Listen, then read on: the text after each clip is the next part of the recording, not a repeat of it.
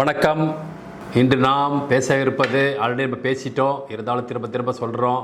ஏன்னா எலெக்ஷன் வருது, மக்கள் புரிஞ்சுக்கணும். மக்கள் நம்மள மாதிரி அவங்களும் பார்ப்பாங்க. காலைல ஏச்சு டிவி பார்த்துருப்பீங்க, நியூஸ் பார்த்துருப்பீங்க, இப்போ நியூஸ் பேப்பர் பார்த்துருப்பீங்க. நம்ம KN நேரு அடிச்சிருக்காரு பாருங்க, முனிசிபல் அட்மினிஸ்ட்ரேஷனில் வந்து வேலை வாங்கி தரணும். அதுக்கப்புறம் அதுக்கு வந்து கான்ட்ராக்ட் விட்றேன்னு சொல்லிட்டோம். கிட்டத்தட்ட கடந்த 10 மாதத்தில் 1020 கோடி, எவ்வளவு 1020 கோடி அடிச்சிருக்காரு. இது வந்து ஒரு ஆள் மட்டும் அடிக்கலை. இது வந்து இன்றைக்கி வந்து நம்ம அமலாக்கத்துறையாக சொல்லியிருக்கு. இதில் வந்து இப்போ தான் சொல்லியிருக்கு. இதுவரைக்கும் போன தடவை கூட சொல்லலை, இந்த 2 நாளைக்கு முன்னாடி சொல்லியிருக்கு. இதில் CM MK ஸ்டாலினுக்கும் உடந்தை உண்டு, அவருடைய பையன் அவருக்கு உதயநிதி ஸ்டாலினுக்கும் இதில் உண்டு. அதனால் அனைவரையும் விசாரிக்கணும் அப்படின்ட்டு இருக்காங்க. அது மட்டும் கிடையாது, இந்த வேலை வாங்கி தர கான்ட்ராக்டு அது ஒன்று.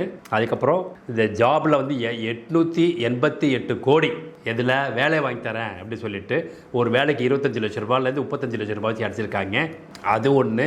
இதெல்லாம் கூட்டி பார்த்தோம்னா நம்ம தமிழ்நாடு பட்ஜெட்டுக்கு மேலே போயிடும் போல இருக்குது. ஸோ இப்போ இவங்க அடித்த ஊழல்லாம் எல்லாம் அடிச்சு போயிட்டாங்க. திருப்பி அடுத்த வருஷம் அவங்க வந்தாங்கன்னா என்ன பண்ணலாம் அப்படின்னா, திருப்பி ஒரு 5 கோடியில் வாங்கிக்கலாம். யார் பணம் நமக்கு என்ன இருக்குது, அங்கங்கே ஊரெல்லாம் நாடெல்லாம் வந்து கடன் வாங்கி நம்ம சேர்த்துக்கலாம் அப்படிங்காங்க. இதை விட இன்னமும் முக்கியமானது நம்ம சொன்னது தான் ஹவாலா ஊழல் நடந்திருக்கு அப்படின்னு. ஹவாலா ஊழல்ங்கிறது என்னது, ஒரு நாட்டிலேருந்து இன்னொரு நாட்டுக்கு அதை நேரடியாக கான்ட்ராக்டர் மூலயமா, ஒரு கான்ட்ராக்சுவல் மூலயமா பணத்தை கொண்டு போகிறது கிடையாது. இங்கேயே பணம் இங்கே இருக்கும், ஆனால் வந்து ஊழல்வாதிக்கிட்ட போயிடும். இந்த ஊழல்வாதி அங்கே சொல்லுவான் அவன் எந்த நாட்டுக்கு பணம் வேணுமோ, மொரிஷியஸோ, பிலிப்பைன்ஸோ, துபாயோ, எந்த நாடோ. ஏன்னா இவங்க திமுகவுக்கு எல்லா நாட்டிலையும் இருக்குது. ஸ்ரீலங்காவில் இருக்குது, சிங்கப்பூரில் இருக்குது, மலேசியாவில் இருக்குது, மொரிஷியஸில் இருக்குது, பிலிப்பைன்ஸில் இருக்குது, லண்டனில் இருக்குது, எங்கே பார்த்தாலும் இருக்குது ஹவாலா. ஸோ அங்கே போய் அங்கே வந்து சொல்லி ஏதாவது ஒரு நம்ம அலாடே சொல்லியிருக்கோம். ஒரு ஜஸ்ட் உதாரணத்துக்கு சொன்னோம்னா, ஒரு 10 ரூபா நோட்டில் அது கீழே பார்த்தீங்கன்னா அந்த நம்பர் இருக்கும், HE10789 அப்படி சொல்லியிருக்கோம்.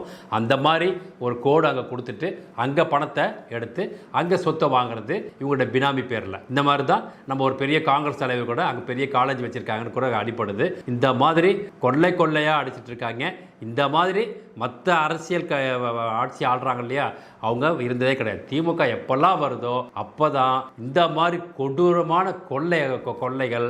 அது மட்டும் இதுவரை கருணாநிதி ஆட்சி கூட இல்லாத ஒன்று. இப்போ என்னன்னா, ஊழல் ஒரு பக்கம், ஹவாலா ஒரு பக்கம், அதுக்கப்புறம் வன்கொடுமை, பாலியல் வன்கொடுமை, எல்லாம் இந்த போதைப் பொருள் எல்லாம் தலை விரிச்சு ஆடுது. இதையும் நம்ம ரஜினி சொன்ன மாதிரி தான் இப்பயும் மக்கள் வந்து உணரல அப்படின்னா இந்த நாட்டை நாடாக இருக்காது, வெறும் மண்ணாதாக இருக்கும். அந்த மண்ணுக்கும் பேர் கலைஞன் பேர் வச்சிடலாம். அந்த மாதிரி நிலைமைக்கு போயிடும். மக்களே உணருங்கள். ஊழல் செய்தவர்களை மதிக்காதீர்கள். அதே மாதிரி பேச்சால் மயக்கும் நபரையும் மயங்கி விடாதீர்கள் அப்படிங்கிறத கொஞ்சம் சிந்தியுங்கள். பழைய பொலிட்டீஷியன்ஸ் எல்லாம் எடுத்து பாருங்கள். காமராஜ், கக்கன், அதுக்கப்புறம் இருந்த பல பேர், ஈவன் MGR கூட இந்த மாதிரிலாம் கிடையாது. அவங்களாம் படிங்க. அவங்களாம் எப்படி ஆட்சி ஆண்டாங்க, எப்படி வந்து துறை ரீதியாக பண்ணாங்க, எப்படி மக்களுக்கு நேரடியாக உதவி பண்ணாங்க, எப்படி மாநிலத்தை உயர்த்தினாங்க அப்படின்னு பாருங்கள். இவங்க வந்து இப்போ திமுக வந்து காலை தூக்கிக்கிறாங்க பாருங்கள். எங்கள் மாநிலம் தான் முதல் இதில் இருக்குது அப்படின்னு சொல்லிட்டு. எதில் இருக்குது, போதைப் பொருளில் இருக்குது. கல்வியில் வந்து குவான்டிட்டியில் இருக்கிறத விட குவாலிட்டியில் கிடையாது. இன்றைக்கி ஒரு தமிழ் ஒரு பையனை கூப்பிட்டு, ஒரு 10வது படிக்கிற 12வது படிக்கிற பையனை கூப்பிட்டு அவனுக்கு நீங்கள் தமிழில் டிக்டேஷன் பண்ணிங்கன்னா பிழை இல்லாமல் எழுத தெரியாது. அந்த மாதிரி தான் இருக்குது. So quality is poor, quantity இருந்து நோ யூஸு. இதே நம்ம எத்தனையோ பேர் காலேஜில் இன்டர்வியூக்கு வரானுங்க, வரும்போது தான் தெரியுது எல்லாம் நான் படிச்சிருக்கேன், BE-ங்கிறான், BCom-ங்கிறான், ஆனால் வந்து அவன் பார்த்தான்னா ஒன்றுமே தெரிய மாட்டேங்குது. அதுக்கு காரணம் தரம். தமிழ்நாட்டின் கல்வி தரம் மிக மிக மோசம். இது வந்து இந்த திமுகவில் மிக மிக கேவலமாக இருக்குது. ஸோ நம்ம திருப்பி சொல்லிட்டு முடிக்கிறோம், மக்களுக்கு உணர்த்தி சொல்கிறோம்.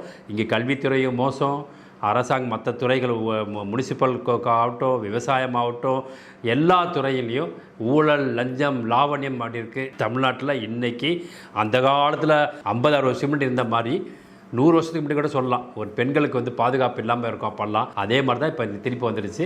ஆகவே மக்களே சிந்தியுங்கள். ஓட்டு போடுவதுக்கு முன்னாடி உங்களுடைய சின்ன ஒரு தம்பில் போடக்கூடிய ஓட்டுக்கு அவ்வளோ வேல்யூ இருக்குது. சிந்தியுங்கள். பணம் கொடுத்தாங்களா வாங்கிக்கிங்க, ஆனால் நீங்கள் நேர்மையாக ஓட்டு போடுங்க. அதுதான் இப்போ சொல்ல முடியும். ஓகே, நன்றி, வணக்கம், ஜெய்ஹிந்த்.